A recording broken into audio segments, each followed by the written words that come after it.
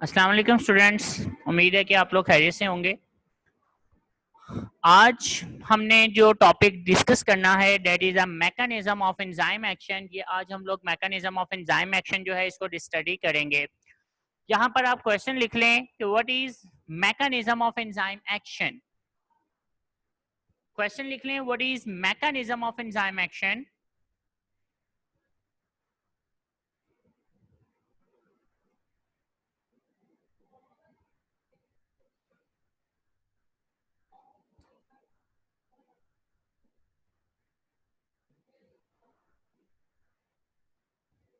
जी बेटा क्वेश्चन लिख लिया होगा आपने, what is mechanism of enzyme action. इसका आंसर जो है वो बेटा ये कंप्लीट पैराग्राफ होगा और इसके साथ में ये इक्वेशन आपको लिखनी होगी। ठीक है, ये इसका शॉर्ट क्वेश्चन का आंसर है कि what is the mechanism of enzyme action. इसके अंदर आपको ये कंप्लीट पैराग्राफ लिखना है और इसके साथ साथ आपको बेटा ये इक्वेशन जो है वो इसके साथ मेंशन करनी होगी। ठीक है, तो ये इसका आंसर होगा। इसके बाद आपकी बुक में नेक्स्ट पेज पे आते हैं तो यहाँ पे आप क्वेश्चन लिखेंगे in order to explain the mechanism of enzyme action. यहाँ पे आप क्वेश्चन लिखेंगे what is lock and key model. What is lock and key model. Question लिखेंगे what is lock and key model.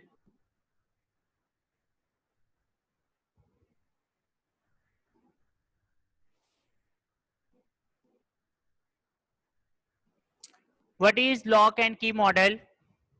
और इसी तरह इसके नीचे ये जो पैराग्राफ आप देख रहे हैं इसके साथ आप क्वेश्चन लिखेंगे what is induced fit model. What is induced fit model.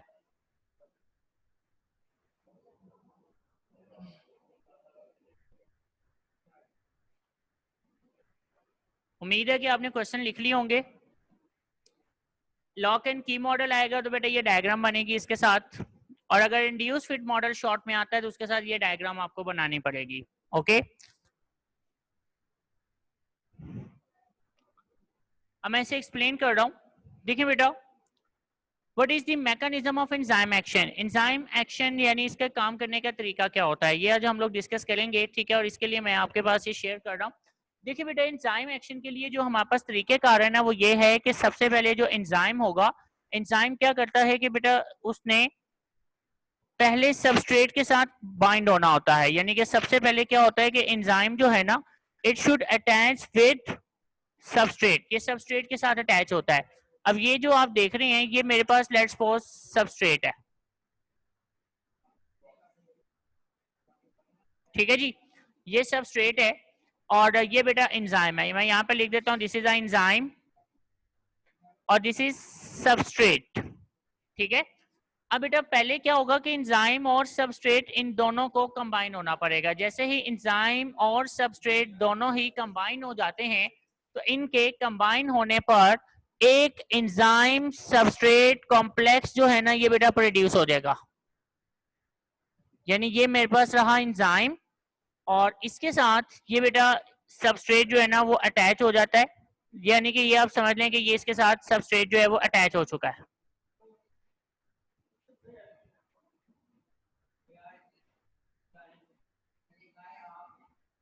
ठीक है, अब ये क्या है बेटा, इसे मैं बोलूंगा ई एस कॉम्प्लेक्स।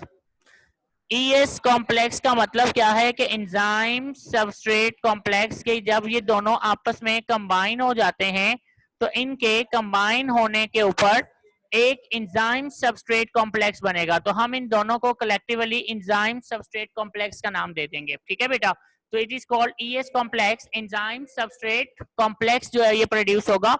अब इसके बाद जैसे ही ये दोनों कॉम्प्लेक्स यानी कि ये खत्म होता है, यानी कि जब ये ई एस कॉम्प्लेक्स खत्म होगा तो देखिए बेटा एंजाइम की डेफिनेशन में आपने पढ़ा था कि enzymes are don't change during the chemical reaction. एक केमिकल रिएक्शन के अंदर जो एंजाइम होते हैं वो चेंज नहीं होते, लेकिन आपके पास जो सबस्ट्रेट है वो किसमें चेंज हो चुके होते हैं, प्रोडक्ट्स के अंदर। Now these are called products. Products are represented by P and enzyme जो है it is represented by E. तो बेटा सबस्ट्रेट और एंजाइम सबसे पहले जब मिलेंगे तो एंजाइम सबस्ट्रेट कॉम्प्लेक्स बनेगा, फिर एंजाइम इसके ऊपर काम करेगा और काम करने के बाद ये क्या बनाएगा, एंजाइम और products. So this is a mechanism of enzyme action. तो ये एंजाइम एक्शन जो है इसके काम करने का बेटा तरीकेकार है। अब आते हैं आपकी बुक के ऊपर। बुक के ऊपर वो आपसे कहता है क्या है इसकी डेफिनेशन के अंदर, इज वेरी इजी। वो कहते हैं कि when enzyme attach with substrate, कि जब एंजाइम सबस्ट्रेट के साथ अटैच हो जाता है, a temporary enzyme substrate complex is form, तो एक टेम्परेरी एंजाइम सबस्ट्रेट कॉम्प्लेक्स बन जाएगा। Enzyme catalyses the reaction and substrate is transformed into products. इससे क्या होगा कि बेटा एंजाइम जो है वो उस रिएक्शन को कैटालाइज करेगा और सबस्ट्रेट जो है उसको प्रोडक्ट्स में ट्रांसफॉर्म यानी ट्रांसफर कर देगा। After it the ES complex breaks and enzyme and products are released. इससे के बाद क्या होगा कि एंजाइम जो कॉम्प्लेक्स है ना, एंजाइम सबस्ट्रेट कॉम्प्लेक्स है, वो बेटा ब्रेक हो जाएगा और एंजाइम और प्रोडक्ट्स रिलीज हो जाते हैं। इसको इसने इस इक्वेशन में समझाया हुआ है कि E का मतलब एंजाइम है और सबस्ट्रेट का मतलब, S का मतलब सबस्ट्रेट है। तो सबसे पहले enzyme will going to combine with substrate to make enzyme substrate complex. When enzyme substrate complex break, it will produce enzyme and products. बेटा यहां तक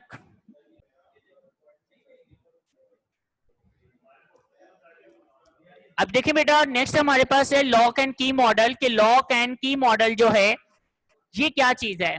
इमेल फिशर जो कि एक जर्मन केमिस्ट था, इन्होंने इन 1894 एंजाइम के मैकेनिज्म को एक्सप्लेन किया था कि एंजाइम दरअसल काम करता कैसे है, यानी हाउ एंजाइम्स वर्क। ये इसको एक्सप्लेन किया था first time in 1894 by a German chemist called Emil Fischer. इनके मुताबिक इन्होंने लॉक एंड की मॉडल का जो कंसेप्ट पेश किया था उसके मुताबिक इनका ये कहना है कि जो एंजाइम होते हैं और जो सबस्ट्रेट होता है ना बेटा, इन दोनों की शेप एग्जैक्ट मैच करेगी। It is 100% exact same. इससे क्या होगा कि सबस्ट्रेट उस एंजाइम के ऊपर फिट बैठेगा और एंजाइम उसको कैटालाइज कर सकेगा, ठीक है। लेकिन अगर एंजाइम और सबस्ट्रेट की शेप मैच नहीं करेगी तो बेटा याद रखिएगा कि एंजाइम कभी भी सबस्ट्रेट पे काम नहीं कर सकता। अब इसको समझाने के लिए उन्होंने कंसेप्ट दिया था लॉक एंड की मॉडल का। जैसे कि ये मेरे पास फॉर एग्जांपल एक लॉक है,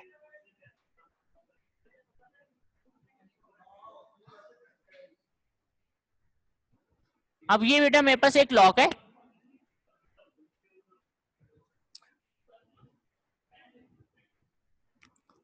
ठीक है जी, ये एक लॉक है।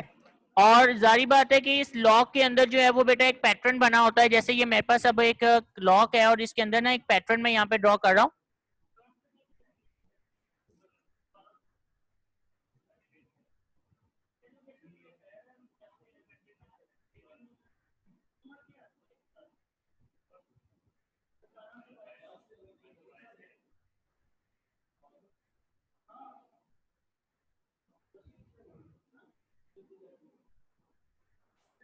अब देखिए बेटा, ये मैंने ना एक की का पैटर्न ड्रॉ किया है, ठीक है, और इसके साथ ना मैं यहाँ पर 3 कीज ड्रॉ कर रहा हूँ।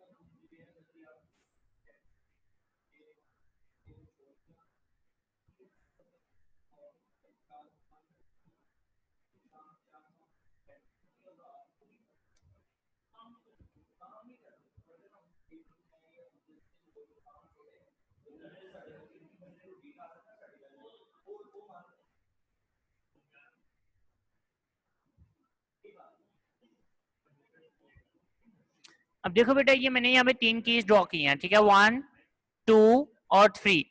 अगर आप इन तीनों कीज के पैटर्न्स को देखें ना तो इनमें से एक की का जो पैटर्न है वो बेटा इसके लॉक के साथ मैच होता है, ठीक है।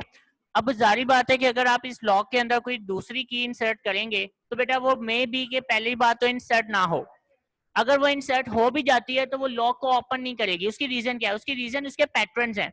कि जो लॉक के अंदर पैटर्न बना हुआ है वो की के पैटर्न के साथ मैच नहीं करेंगे तो वो की उसको कैसे अनलॉक करेगी।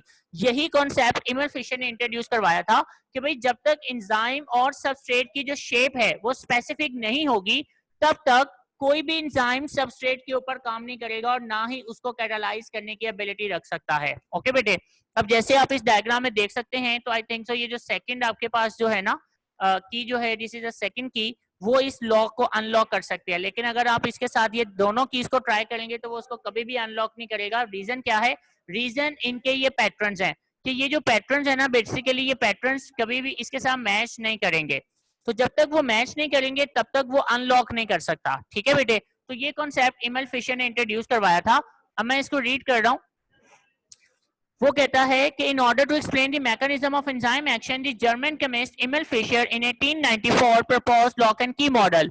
According to this model, both enzymes and substrate possesses specific shapes that fit exactly into one another, जो एक दूसरे में exactly fit हो जाते हैं। ठीक है, यानी एक दूसरे के अंदर exactly fit हो जाएंगे। This model explains enzyme specificity.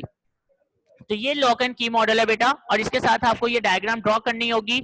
इस डायग्राम को बनाने के लिए इसने 3D डायग्राम का इस्तेमाल किया हुआ है। ठीक है, तो आप इसमें सिंपल डायग्राम भी ड्रॉ कर सकते हैं, जैसे कि मैं यहाँ पर आपको एक छोटा सा हिंट दे देता हूँ। जैसे बेटा आपने जो है ना डायग्राम को सिंपल लाइक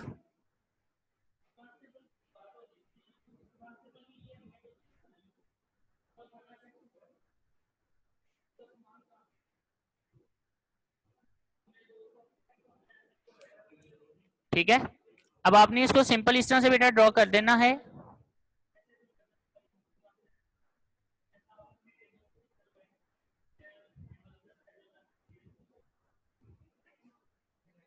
इस तरह से आप इसको सिंपल बना सकते हैं। आपको इसके बैक पे जो 3D बनी हुई है ना उसको बनाने की जरूरत नहीं होगी। ठीक है, जैसे कि मैं दोबारा बता देता हूँ बेटा कि जैसे इसने ये जो चीज बनाई हुई है ना, ये आपको बैक पे बनाने की जरूरत नहीं है, आप जस्ट फ्रंट पे इसको बनाकर इसको कंप्लीट कर सकते हैं। इसी तरह आप इसका इतना सा पोर्शन जो है वो बना सकते हैं, बैक पे बनाने की जरूरत नहीं होगी। बना भी देंगे तो इसमें कोई मसला नहीं है, अगर नहीं भी बनाएंगे तो उसमें भी कोई मसला नहीं है। अब हम लोग बात करते हैं डैनियल कॉशलैंड की। ठीक है, तो बेटा डैनियल कॉशलैंड जो है इन्होंने एक नया मॉडल इंट्रोड्यूस करवाया था जो कि बेटा लॉक एंड की मॉडल में ही मॉडिफिकेशन की थी। ठीक है, इन्होंने यानी कि लॉक एंड की मॉडल को मॉडिफाई किया था। दरअसल डैनियल कॉशलैंड ने इन 1958 एक कॉन्सेप्ट दिया कि जो एक्टिव साइट है ना बेटा, एक्टिव साइट यानी कि जहां पर एंजाइम ने काम करना होता है, ठीक है, यानी कि ये वाला एरिया, तो बेटा ये एक्टिव साइट जो है ना,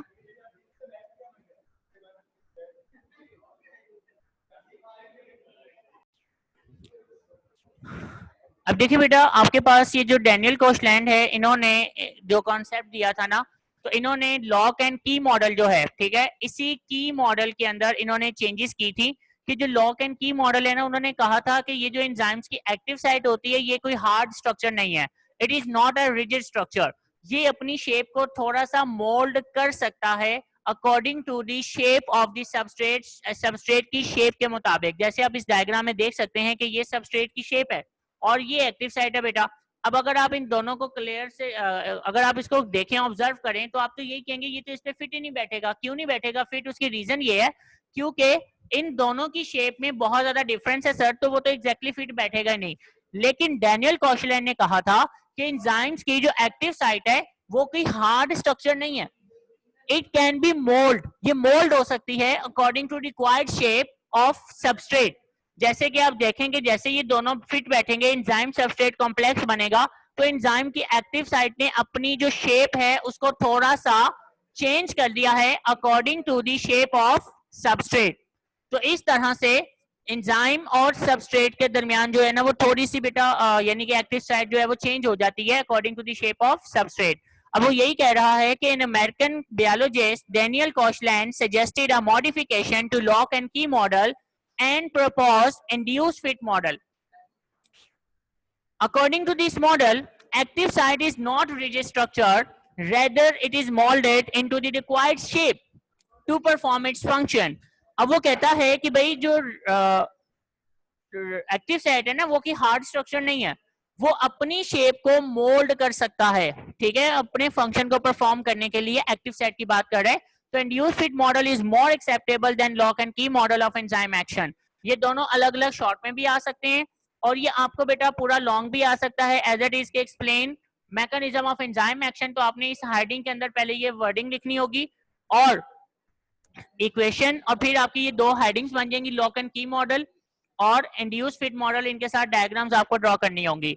तो ये बेटा आपका लॉन्ग कैटेगरी का क्वेश्चन इस तरह से तैयार हो जाएगा, ठीक है। अब कल इंशाल्लाह ताला हम लोग आगे जो है वो कंटिन्यू करेंगे एंजाइम स्पेसिफिसिटी, और इसके साथ साथ हम इसके न्यूमेरिकल जो हैं सॉरी एमसीक्यू जो हैं इसको भी कल हम लोग सॉल्व कर लेंगे, ठीक है। और इंशाल्लाह कमिंग मंडे से आपका नया चैप्टर स्टार्ट हो जाएगा। अगर अब इसमें कोई मसला है तो वो आप मेरे से